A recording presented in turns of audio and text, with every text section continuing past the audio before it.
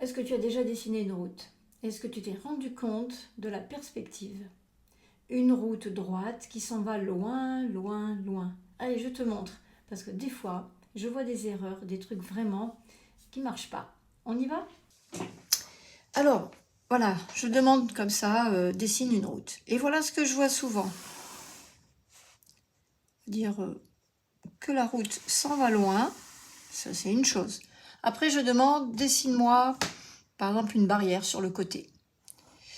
Oui, je vois des choses comme ça. On va faire une barrière.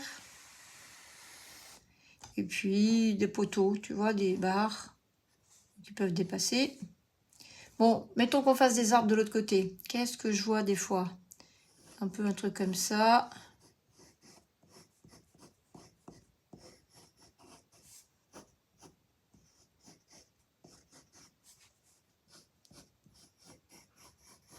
Alors là, il y a plein d'erreurs. Alors déjà, de choisir de monter la route jusque là. Ici, on a ce qu'on appelle un point lointain, là où le regard se perd, qui s'appelle le point de fuite. Ça voudrait dire que, bon, ben là, on a la ligne d'horizon, l'horizon en tout cas, où on voit lointain, lointain. Il pourrait y avoir des petites choses lointaines, des montagnes. Mais avoue que c'est quand même un peu dommage de manquer un peu d'espace au niveau du ciel. Ensuite, on fait des barrières, des poteaux, peu importe. Et qu'est-ce qu'on voit ici? Ces lignes, et même pour les arbres, eh ben, elles sont, ces lignes, finalement, penchées comme ça en diagonale. Alors, dès qu'il y a quelque chose que tu peux voir et qui est vertical, un poteau, un arbre, ça reste vertical dans la nature. Donc, toi, tu penses sûrement que ça forme un angle droit avec la route. En toute logique, oui, dans la réalité, mais sur le dessin, pas du tout. Donc, on va corriger deux choses, ce point de fuite et puis les éléments qui sont sur le côté. Et à ce moment-là, on va redémarrer. Tu vas faire la même chose. Alors, là, on va d'abord commencer par choisir où se trouve le point de fuite. Et on veut laisser un peu d'espace pour le ciel. Donc, on commence à mettre son point, pas trop bas non plus, mais ça se pourrait, à peu près vers le milieu, même un peu à gauche, hein, pas tout à fait centré. Et là, on va faire deux diagonales que tu peux faire à la règle, qui vont vraiment venir sur les bords. C'est très ouvert. Une route au premier plan, ça peut même venir voilà, un peu plus haut que les coins ou vers le coin. Donc, ça serait une route, quelques petites lignes qui te feront penser au tracé des lignes blanches.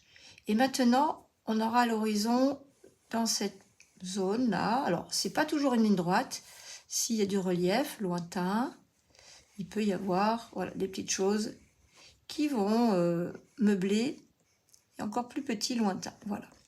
Même chose là, tout dépend ce que tu dessineras évidemment dans ton paysage.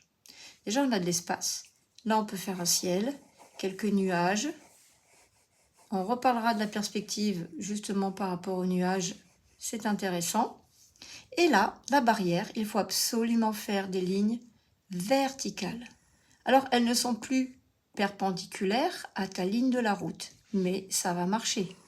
La preuve, je pourrais réexpliquer des choses encore en détail. On va faire des poteaux un petit peu voilà, naturels en bois, pas grand chose de compliqué, tu peux toujours te servir de la règle.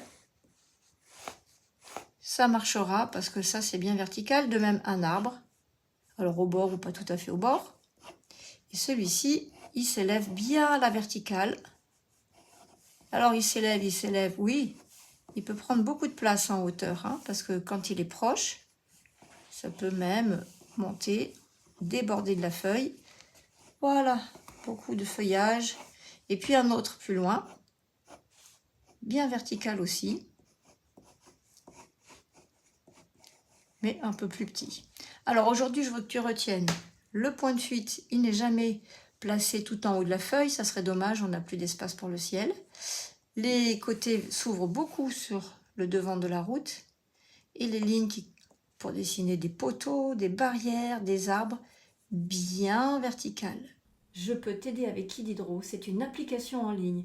Tu pourras faire des jeux pour t'entraîner, pour bien repérer. Et ensuite, tu dessines sur papier tout ce que tu veux.